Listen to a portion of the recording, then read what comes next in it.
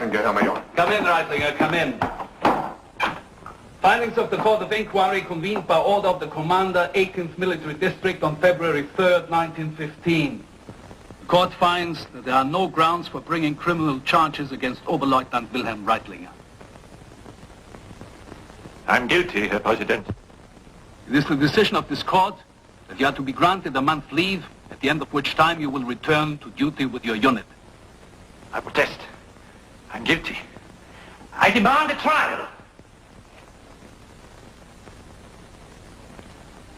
Am I never to be punished for what I've done?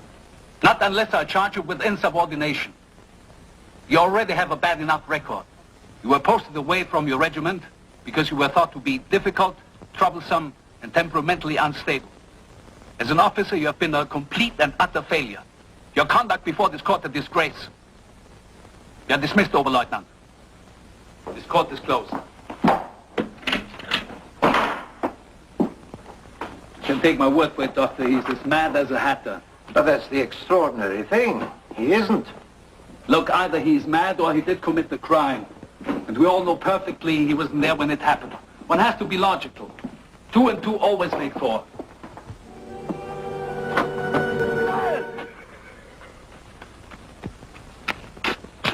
What's the matter with these men? Are they sick? They spent the whole morning just putting up 1, 2, 3 telegraph poles. It won't do. We are 5 days behind schedule already. This work has got to be done. I want to be ahead of schedule. Is that clear? Ahead! I'm going back to the farmhouse. Have the wagon sent round. Your Herr, Bullock. Open up! Open this door!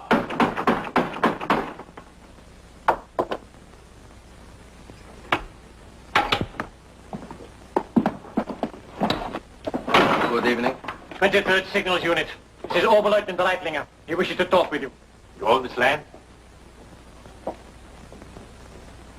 You own this land? Yes?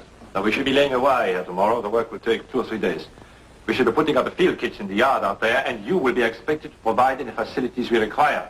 You are the ones who are putting up the poles. What are they for? Yeah, for a telephone wire. So that Army Group headquarters can talk with Freiburg and Berlin. Talk to Berlin. Look, I haven't got all evening. The regulations require that you sign this paper. If any damage is done to your land, you can apply to the military authorities.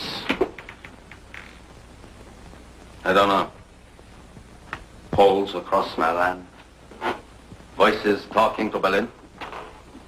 It will frighten the animals. You won't hear any voices. Now, sign this paper. Make your mark, whatever it is you do. You had better come back tomorrow. I have to talk to the others. Aren't you alone here? No. They are the animals. What did you say? My animals. An entire Army Group is waiting for its telephone wire, and you wish to consult your cows? Perhaps you have not noticed that we are at war. I have noticed. It is a hideous thing, war.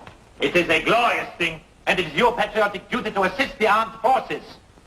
Do I have to remind you of that? No, you do not. I've thought very much about the war. Sometimes when I sit here at night alone, I listen. I hear the death cries of millions of men. So much disaster. Some nights it is so bad I can hardly bear it. And a great heaviness hangs in the air. Destiny is not going to favor your arms. So now we are going to lose the war. I could have you arrested for that kind of talk. Are you aware of that? Yes. But I can't help knowing what I know. I can't help seeing what I see, my friend. Herr Oberleutnant, show a little respect. Indulging in defeatist talk, interfering with the military in the pursuit of their duties. But we are going to lay that wire, and you will kindly sign this.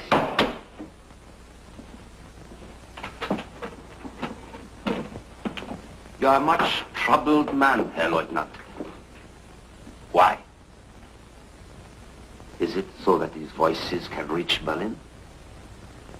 Or do you have another reason? Some more important reason, some reason closer to your heart?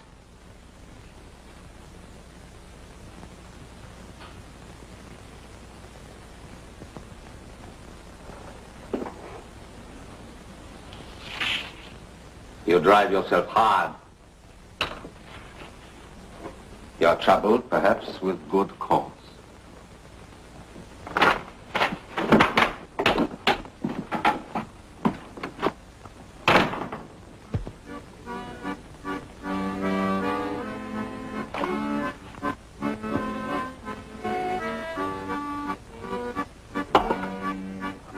Landlord.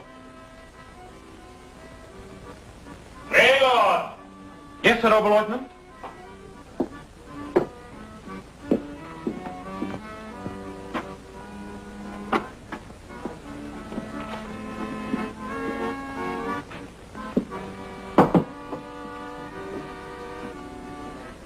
He's got that letter out again. He must have read it 100 times already. I wonder who she is, huh?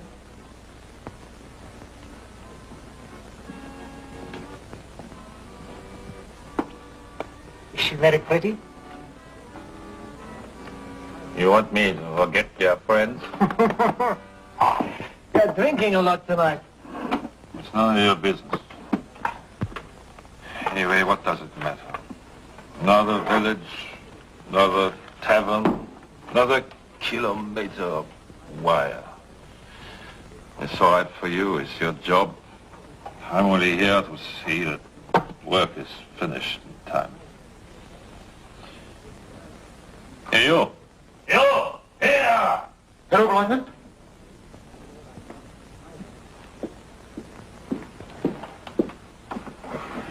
Tell me something. Man, we met today. Farmer who lives at the head of the valley. You know him? Which farmer, Herr Oberleutnant? One who talks to his animals. Oh, yes, Herr Oberleutnant. We all know him. Klaus Karnak. Hey. Oh, come back.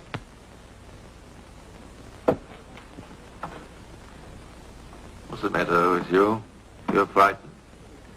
No, no. Yes. You're frightened. Why? Others are frightened, Herr Oberleutnant. Simple people, you know. They say he can set a neighbor's house on fire just with a thought.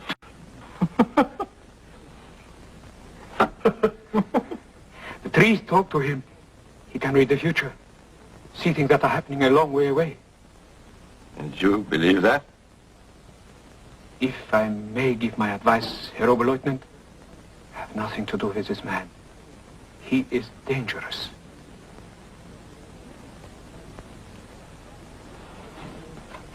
If a farmer talks to his animals, I am not interested. Only if the animals talk back. Huh?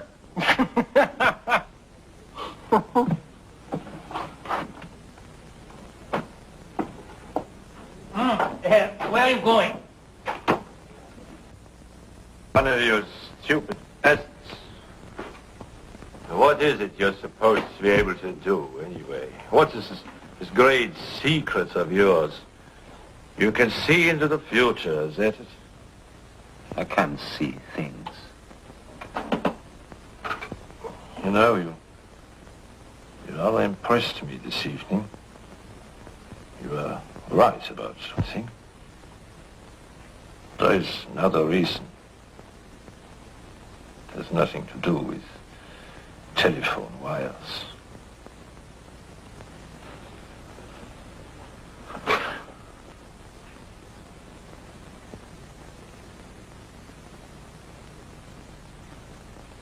A letter.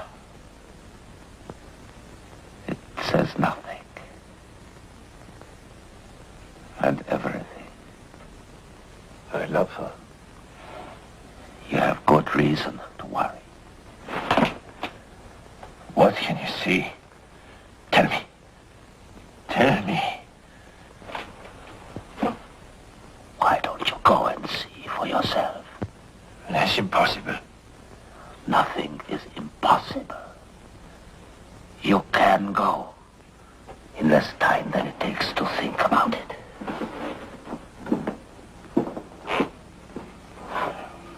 You farmer, I didn't come here to be made a fool of. You will just, well, Well, you made a wild guess. You were right, as it happens, but you can't fool me. You can go. What are you doing? You can go. What are you doing?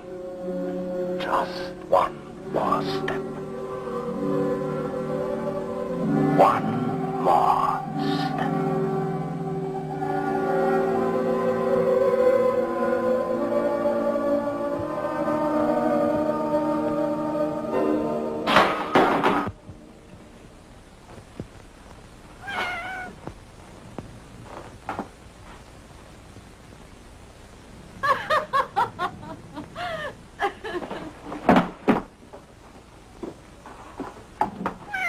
Pussy!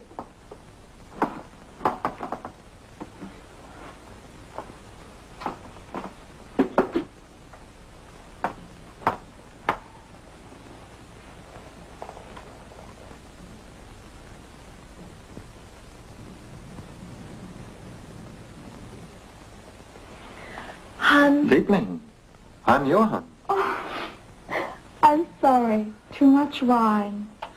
War. War is everybody saying goodbye, isn't it? A railway station. Speaking of railway stations, the 71st Grenadiers are leaving also. I expect I shall see you there.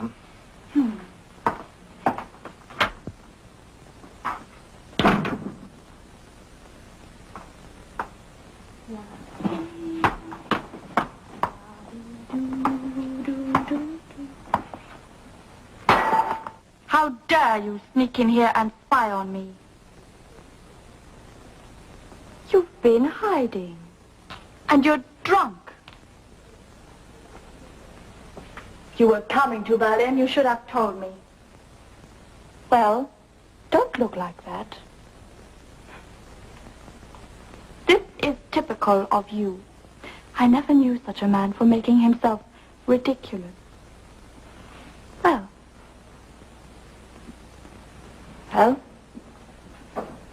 let's have a drink. Celebrate your homecoming. It would be nice, wouldn't it?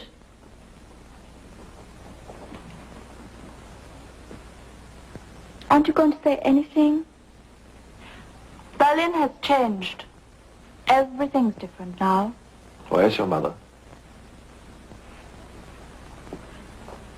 She doesn't come up here anymore. I lead my own life.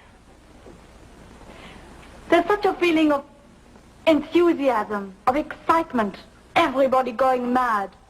You couldn't possibly understand. But I do understand. I understand very well. You adopted the 71st Grenadiers. I just ran out of the last grenadier. Isn't it a pity? Wilhelm, my letter. It was perfectly clear. Yes, perfectly clear. What a extraordinary character you are. How did you get away from your telephone pole? I'm sorry, Willem. But you're so unfortunate. Things seem to happen to you that could never happen to anybody else. That officer who left just now. Not in love with him, are you? I'm in love with all of you. Does that shock you? They are going to the front, to fight, to do great and wonderful things for me. What have you ever done for me? I don't like being taken for granted. I am not your property, and I resent being preached to and spied on. I may have said I was in love with you. Perhaps at the time I even thought I was. Absurd as it seems. You know, there is something rather absurd about you, Willem. There always has been. Your behavior tonight would have been absolutely infuriating if it weren't so comical.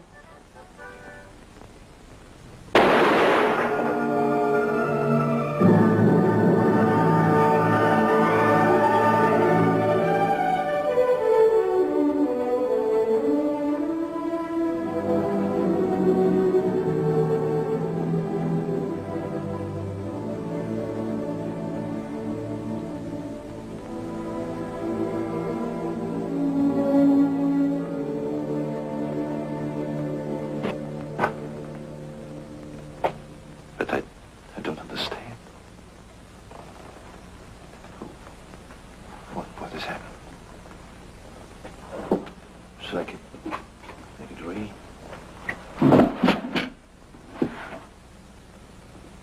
You hypnotized me.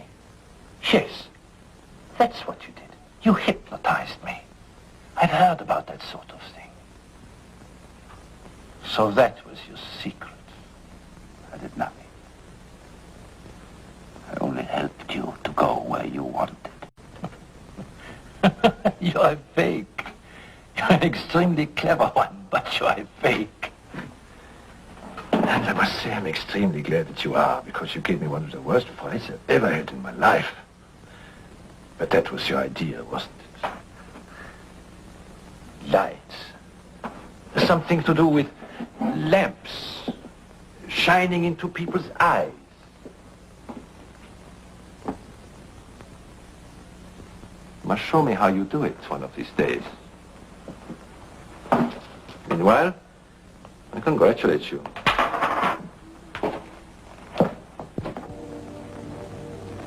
Life has more reason to worry.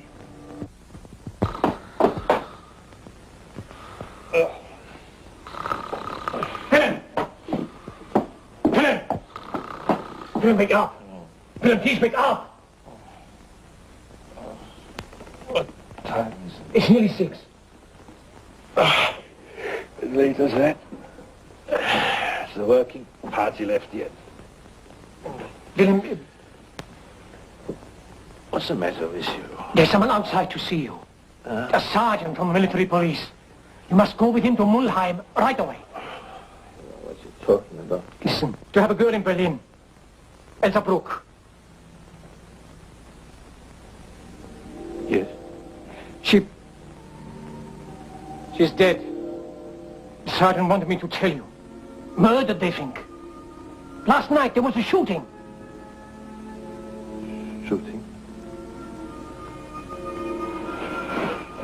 Shooting? I'm sorry, I know how you must feel shocked. If there's any way I can help.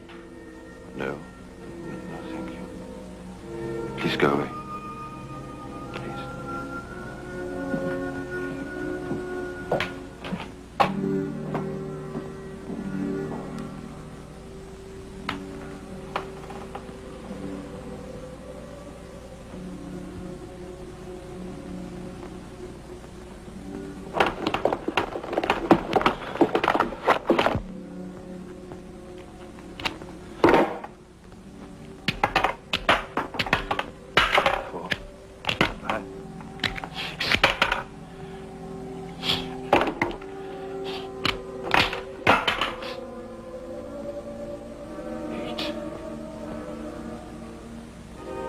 There should be 9. There should be 9. There should be 9.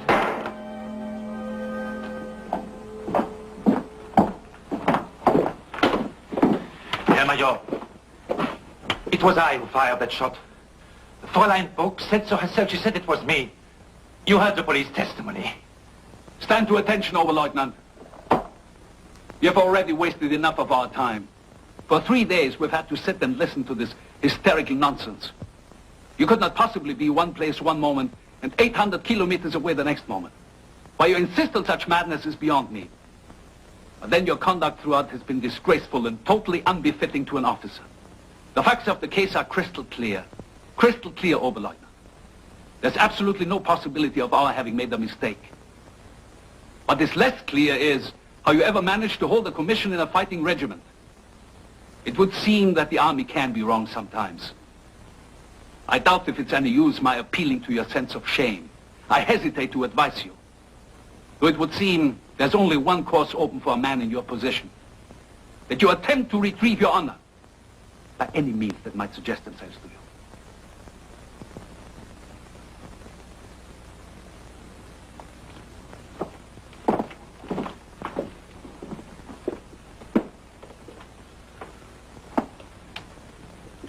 Will I never be punished for what I've done?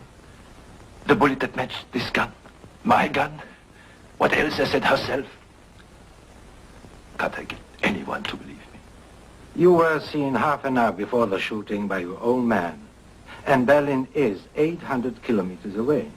And yet, As a doctor, I often have to say, I don't know. You see, when the pieces of the puzzle don't fit, we begin by getting angry, and then we throw the puzzle away and pretend it doesn't exist. What did you expect? You tell us some wild tale about a sorcerer, a man who has anyway denied all knowledge of the affair. He was lying, Doctor. Or I am insane. One of the two. Your file at the hospital has been marked not yet diagnosed, which is our way of avoiding the issue. With the best will in the world, we could do no more. You don't really know how to tell me what you're thinking about, do you? I'm a man of science. I can only say, I don't know.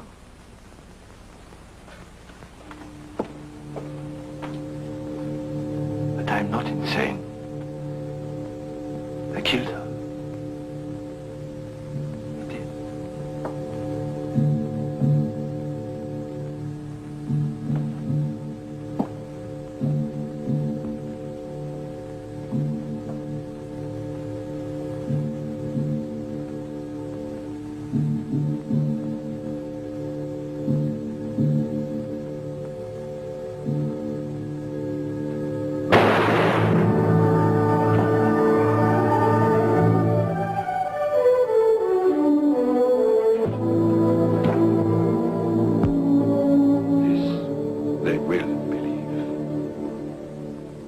This they will believe. And they did. Oberleutnant Wilhelm Reitlinger was executed for the murder of the farmer Klaus Karnick on March the 8th, 1915. The records of this amazing case were discovered among the files of the German War Ministry. And somewhere, moldering with age to be sure, but somewhere, is a hospital file labeled Wilhelm Reitlinger, not yet diagnosed. A question waiting to be answered.